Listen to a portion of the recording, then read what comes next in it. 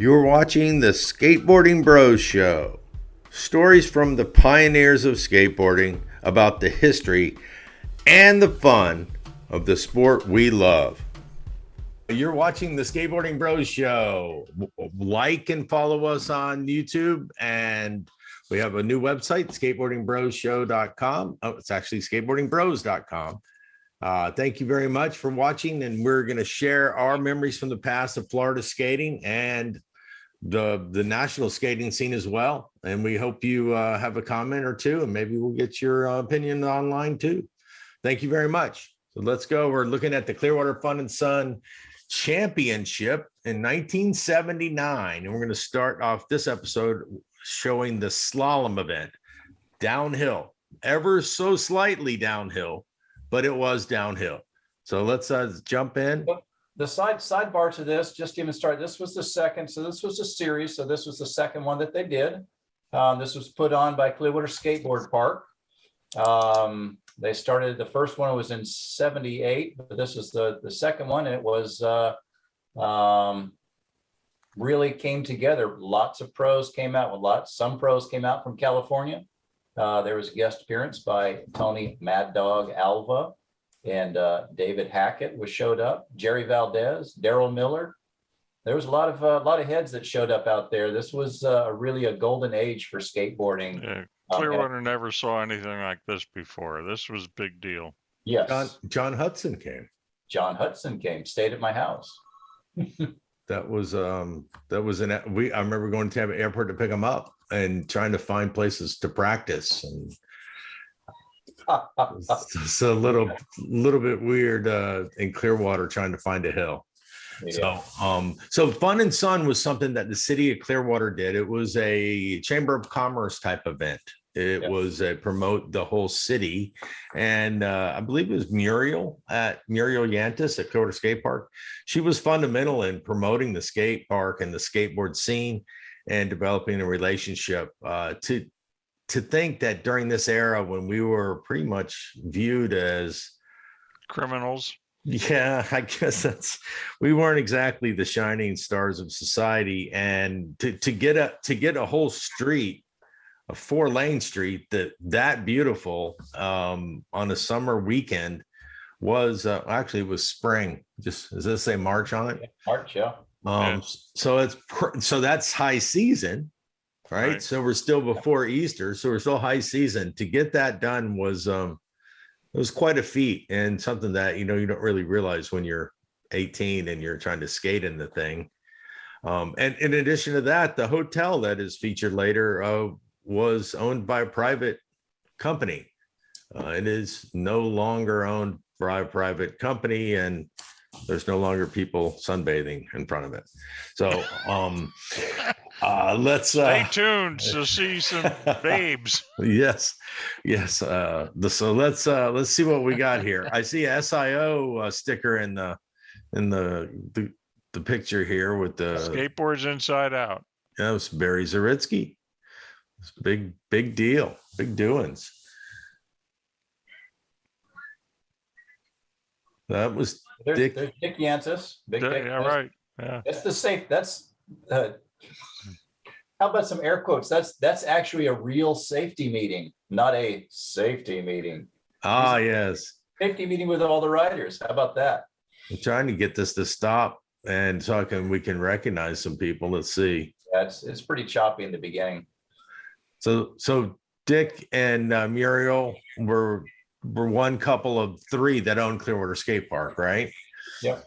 So look at all the Norcons. Yeah. Right.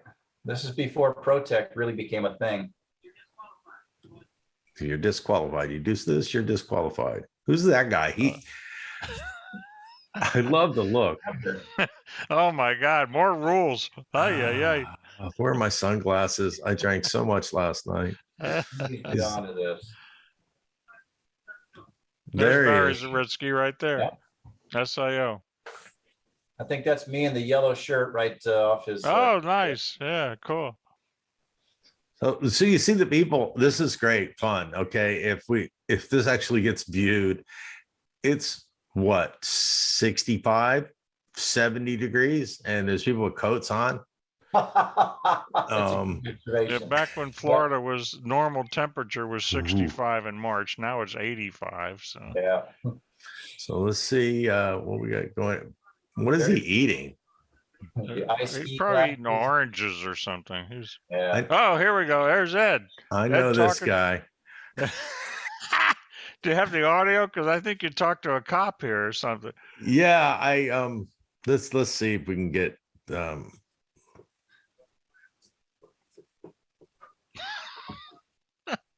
No, it doesn't look like the audio is coming through. oh well let me I think you were saying, how do you do slalom with this bike setup here? There's Muriel. Yeah, that's me in the background with the yellow shirt. Oh, look at the silver van in the background. You go back, you can see the silver van, the dreaded. it just doesn't. There Okay. you go. Just hit forward. Yeah. Road Rider 4s and nice and mushy, so they're gonna hold this cone. There it is. There's silver van. Oh, right. Hey, And- it's not rocking though. Yeah. Oh, it did plenty that weekend, I assure you. Fulmer wasn't at the he didn't come to the Palmer hill. was here, yeah. That we have images of him later. Okay, so is this you, George? Yeah, that's me. This is pre-leg snappage for Fulmer. Ah. So let's see. So Muriel and top of the hill. Should I turn that down? Phil. I don't know. Whatever we hear is good. Can you hear her talking? It's Bits a and kind pieces of a. You got to remember that was Super 8 film. That's not like today when you got your iPhone and all. It was nasty filming.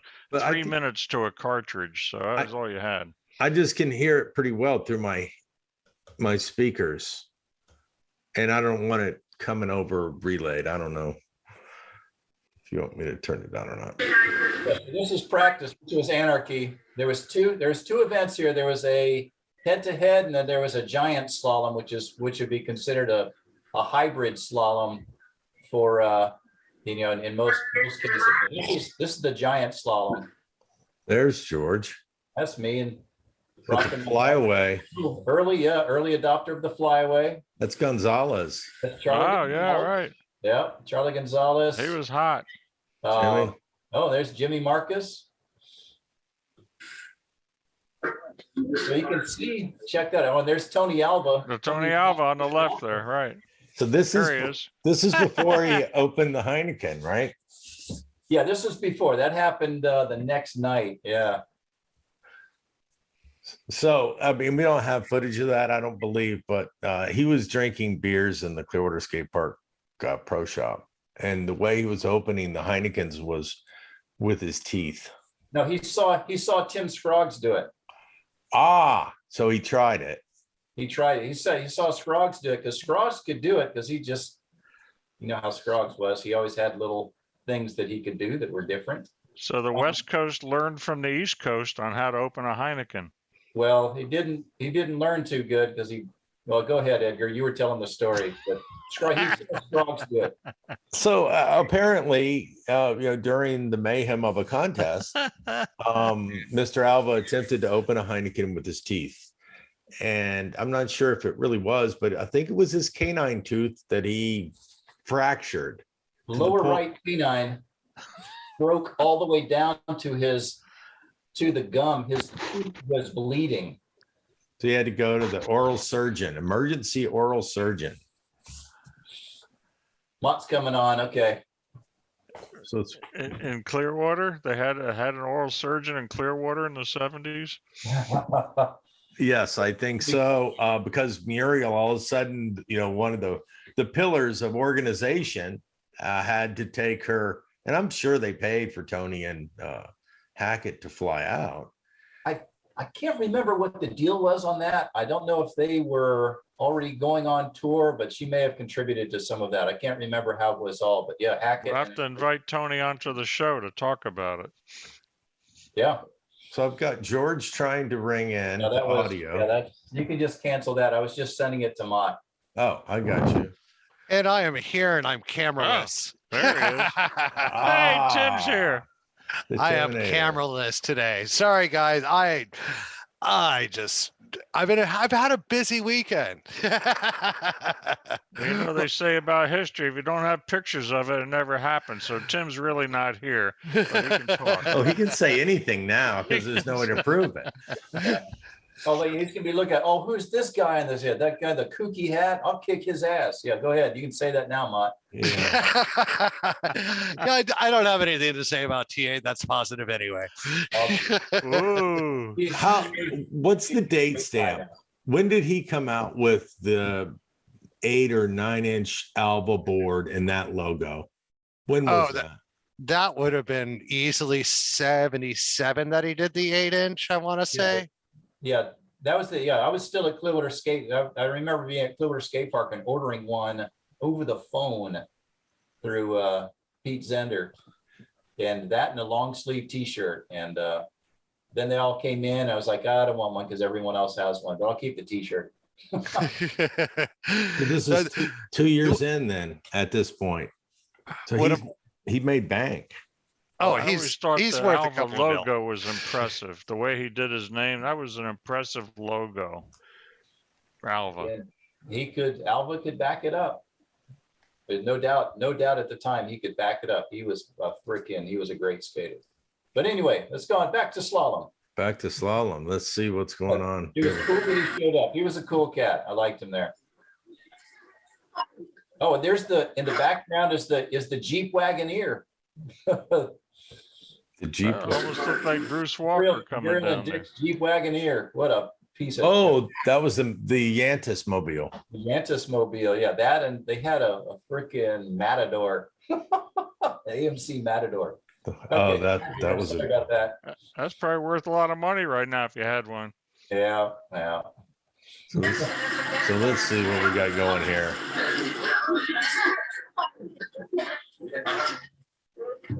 Whoa, dog. Bruce Walker. Whoa, Yeah, dog. Bruce Walker. That's right. Yeah. You know, Bruce Walker and I went to school together at the University of Miami in 1966. We're in the Wow. film department. Look at that. Got those sun deck corduroy shorts on. Hell yeah. Got a little camel toe poking out. A loose knuckle. Ocean Avenue. He lives in Hawaii now. Yeah. Or is out in Hawaii. I don't know what he's doing. Smooth. Bobby. That's Mandarino. Mandarino. Who's this? Wait. Who was that? That's James Caldwell. The guy in the orange shirt is James Caldwell. Is he out of Atlanta? He was out of Orlando, Orange City, Orange Cycle Skates. Orange Cycle Works. Orange Cycle Works. Yep. Caldwell Boy. was fast. He was digging on it. This guy is not. He's off sequence. He doesn't know what he's doing. That guy was just there. That's Scott McCrannles. Always had the cutoff Sims jersey. Oh, yeah. So coming up is, I think, Rick Phillips. Rick Phillips. Who is that? That's not Rick. Rick always had facial hair. So this guy looks like he's like just got out of the lockup or something. He does not. None of these people have ever seen a street closure slalom course. I don't believe this is like a big deal here. Yeah. Oh, Brian Evanson, Rolling Waves, St. Pete. Yeah, that's it. I was built like, that that's the guy, yeah. Yeah. He was a wonderful guy. I think he passed away recently. He was into like treasure hunting and all kinds of stuff. He hunted shark's teeth and all that kind of stuff. He was a real explorer kind of character. Cool cat, yeah. I loved him. He was wonderful. And I know that he just recently, before he passed, he actually still had an original Beamer with cubics and X-Tracks that he gifted to another guy from down here that down in the St. Pete area. He was just like kind of hounding him for years about it. And all of a sudden, guy just gave it up finally. Wow. And he had a little shack with all of his little finds and all that. And he, but yes, he did recently pass away. I do know I that for remember sure. I went to his house one time in St. Pete, and he had a little side room in the back with all his arrowheads and everything he was collecting. He had quite a. In fact, he had enough that he opened up a store out on the St. Pete Pier, Yep. and until they destroyed the pier, and I don't know what happened after that. But good for him. We'll be talking about the pier in the future because that was George and I's first contest, I believe. Yeah. It was a crazy time, but he was a good guy, and I know Daly and Moriarty loved him, and it's guess all we can ask for is to be remembered fondly. Yeah, it was a good downhill carving kind of park that he built there in St. Pete. It was a piece of suck. To put it in other terms, yes, it was a piece of suck. But he moved it. He got on his board, and I remember him working that bowl, and he loved it. I mean, it was his design. He loved the thing, and that was I had great. fun there. I got to say, no doubt I had fun, but it wasn't high performance. We'll say that. No, that was early stuff. Well, we didn't mention it's Rolling Waves Park. You got to just to make sure in case anyone didn't know what we were talking about. We're talking about Rolling Waves. That's right, Rolling Waves. That's right. On Park Boulevard or something. Where was that? Yeah. Park Boulevard and 49th or something. Yeah, it was a condo now, I'm sure. It was one of the parks that was built for the craze, for the fad. Oh yeah. And instead of like Phil did, he went to California, researched other parks, and built some outrageous terrain. But but on the other hand, if I'm going to build a park, I want to build it the way I want to skate it. So if he liked it, who cares? That's a very good point. Yep. And it's he was able to pump it. He would get on that thing and pump it. I was always impressed with that. This is Snyder in the background. Well, it's Speedo in the foreground. No. That's Speedo. That's not Karen Schneider. Yeah. Crystal? Was that in the back? No, I don't know. I think that's who that is. Yeah, I don't remember. Oh, that's Corey Huber. She was one of the daughters of the skate park owners. Okay, I got you. Corey Huber. So that's Speedo. You'll see Chris. We do have some images of Crystal skating later in this. She was a good skater. Was. Yeah, that's Corey. So that's Minderino, right? He was hot. That guy was very, very toned, I guess you'd say. That's Mandarino there. And then who that was. Oh. I mean, this is a great shot, Phil. I don't know. Did you take this shot of the two guys on the board? I took all these shots. That's all I could do was take movies. Let's see. Where that? Yeah. That's Daly on the back. That's Daly on the back. That may be Scroggs up front because he's. Yeah, it looks like Scroggs. Yeah. This is dude with the hat. So if we find Tim. out, Daly might know if it's Tim. Isn't that Tim Scroggs? It looks like I'm pretty sure that's Scroggs. Get the Nike high tops on. That's gutsy. That's something that they would do. That's exactly what they would do. So Tim, just so you know, there's two people on the same skateboard. Oh, I see it. I can see it. I just don't have a camera to point at me. Well, I got you. Okay, good. So I'm glad you can see. So and I actually on Friday night I dragged Daly with me over to the Old Man Bowl Jam over in St. Pete, or over in Tampa rather, at Spot, and all kinds of stories. We should get him on as a guest one night for sure. Oh yeah. And I'm sure that he's got an archive of Rolling Waves. Yeah. Seeing as that was his local place. Good. We'll have to inquire about that with him then. And how many people had done this prior to this? Dual skateboard down a hill. This is all new stuff. I have pictures of me and Kathy Schelling doing this exact same thing at Moss Brothers Hill. Oh, Nice. she was not smart to do that. that was close by here, and this is rough. So let's try. Hello, let's talk about Boards for Bros. We collect skateboard decks from other skaters every chance we get. And then we raise funds to equip those skateboards with brand new trucks, wheels, and bearings so they're safe and sound. Each board costs us about $50 to equip. And last year in North Carolina alone, we distributed just shy of 300. So what we do is spread stoke one skateboard at a time. And what does that mean? It gives children the freedom to express themselves in developing skills and style. It's hard work, and it gives them exercise. Skateboarding is very social, and it improves their communication skills. It is also extremely challenging to learn, and so it teaches life lessons to get back up and keep trying. If we can help one child improve themselves or even just have fun, then we all win, and we like the sound of winning. We are 501c3. You have been watching the Skateboarding Bros Show. Like and subscribe for more stories with the pioneers of skateboarding. Join us again when we have some special guests and more pictures from the past. Thank you.